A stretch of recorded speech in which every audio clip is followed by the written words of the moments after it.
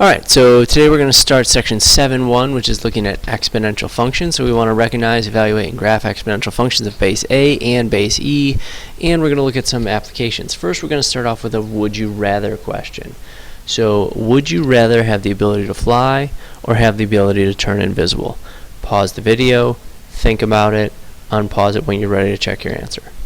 And the correct answer is no solution. Let's talk about that briefly. So, okay, let's say we chose fly. Well, we have to think about a lot of things first.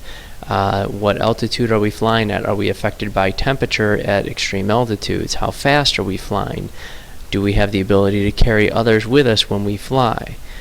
So there's those type of things we want to think about. Turning it invisible. Let's be honest, we're not going to use invisibility for anything good. And then if we think back about the flying, we're probably not going to use the flying for anything good either. So in reality, neither one of these are going to benefit mankind if you have them as a special power.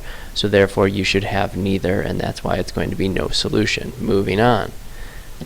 Next question. Would you rather have $100 a day or 1 cent the first day and then doubled every single day for a month? When we're saying month, we're going to talk about an average 30-day month.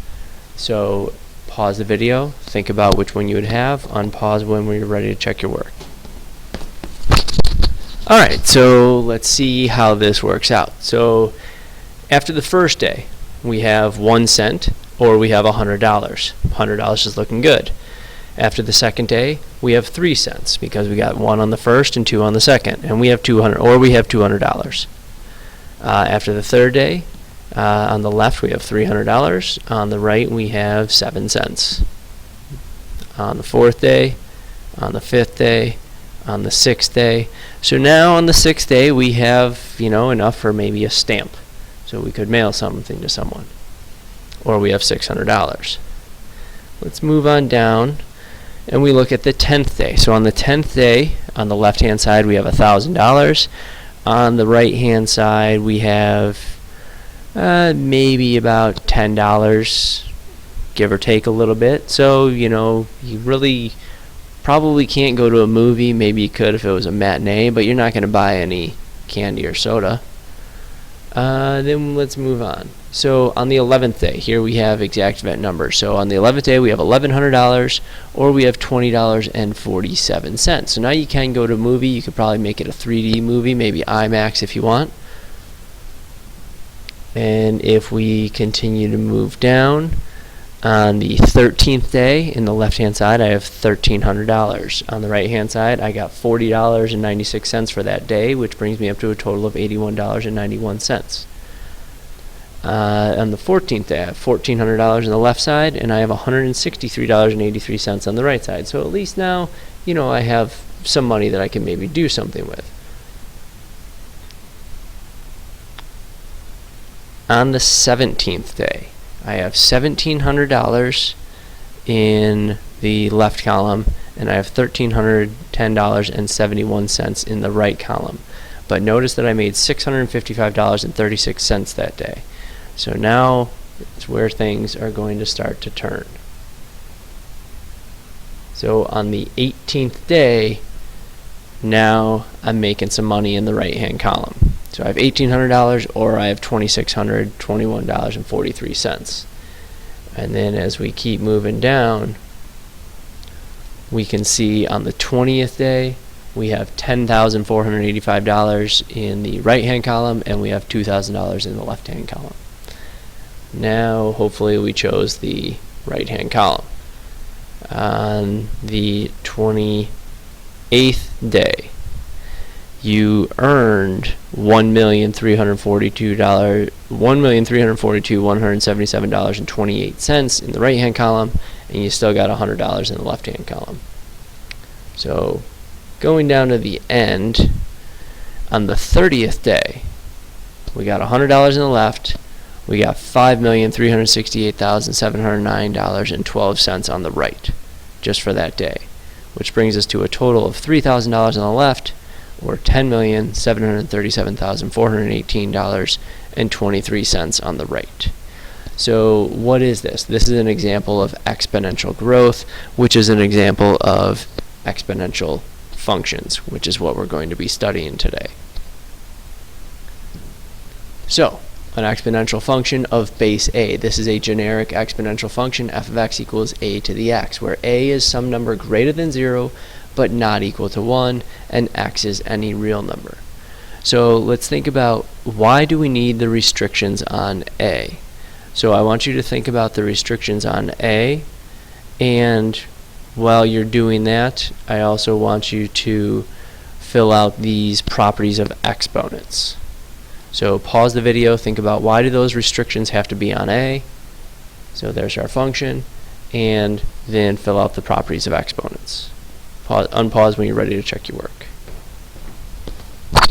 Alright, so our restrictions on a, well, if a was 1, then f of x equals a to the x would just be a horizontal line at y equals 1, because 1 to any power is 1. If a was 0, it would be a horizontal line at y equals 0 for the same reason. If a was less than 0, it would not be a continuous function because it would keep jumping back and forth between positive and negative.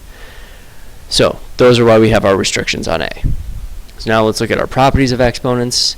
A to the x times a to the y is a to the x plus y. A to the x over a to the y is a to the x minus y. A to the negative x is 1 over a to the x. A to the 0 is 1. A to the 1 is a. AB to the x is a to the x, b to the x. A to the x to the y is a to the xy. A over b to the x is a to the x over b to the x. And the absolute value of a squared is a squared.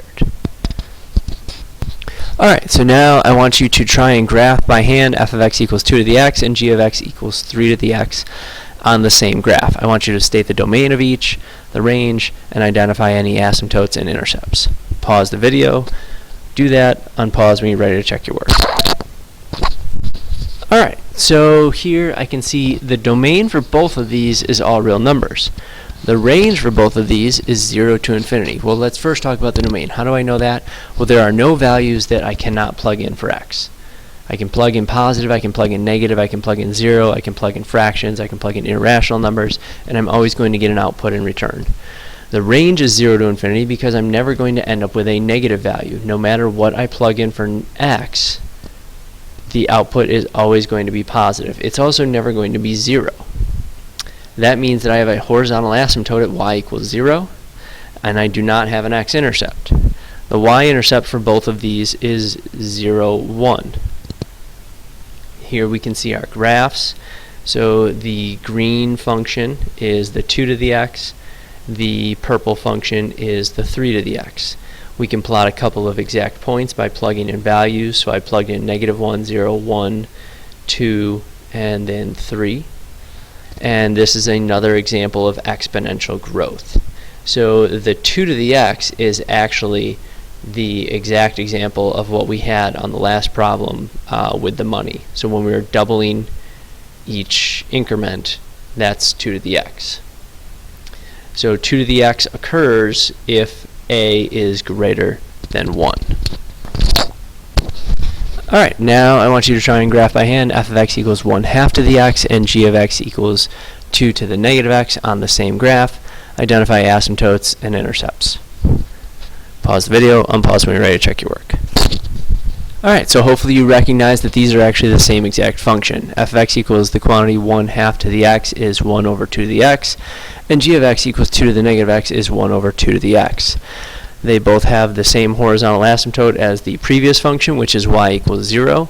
There is still no x-intercept, and the y-intercept is still 0, 1. However, the function now has flipped over the y-axis, so this is an example of exponential decay. So if a is between 0 and 1, that's when we're going to have exponential decay. And then again, we can find values by plugging them in to the function. Notice that the domain and range are the same as the previous two graphs here, and that is, unless there is some sort of shift, the domain is always going to be all real numbers and the range is always going to be 0 to infinity. The domain will actually always be all real numbers for any exponential function. The range will change with a vertical shift. Alright, so now without graphing these, I just want you to describe the transformation from f of x to g of x. So pause the video, describe the transformation, and unpause when you're ready to check your work. Alright, so hopefully we recognize this is going to be left 3 and down 7. We know that it's left 3 because of the quantity x plus 3 and down 7 because of the minus 7. So our transformations for exponential functions are the same as they were for all of our functions that we looked at earlier this semester. Alright, next we're going to look at the natural base, which is base e. E is a number. It is an irrational number. E comes from a few different things. You do not need to memorize or know any of these, but E can be written, or E can be developed from the sum from n equals 0 to infinity of 1 over n factorial. Once we get to calculus, we'll understand these next two a little bit better, but E is also the limit as n goes to infinity of 1 plus 1 over n to the n, and it's also the limit as n goes to 0 of 1 plus n to the 1 over n. Again, you do not need to know these per se or memorize them. It's just showing you some ways in which you can develop the number e.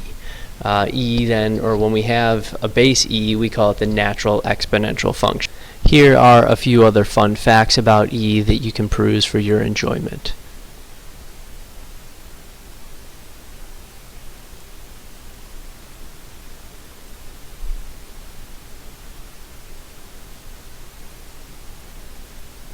Aren't those wonderful?